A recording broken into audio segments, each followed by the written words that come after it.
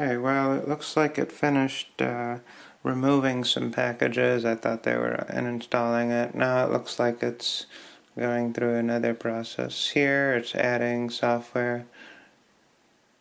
So that was interesting. I just hope it's not going through a loop. But I guess it is doing quite a bit of updates. It would be kind of nice if they just updated the image, the ISO that you can download, rather than having to download all these updates, like a nightly build or something, because a lot of this is stuff that could be installed before.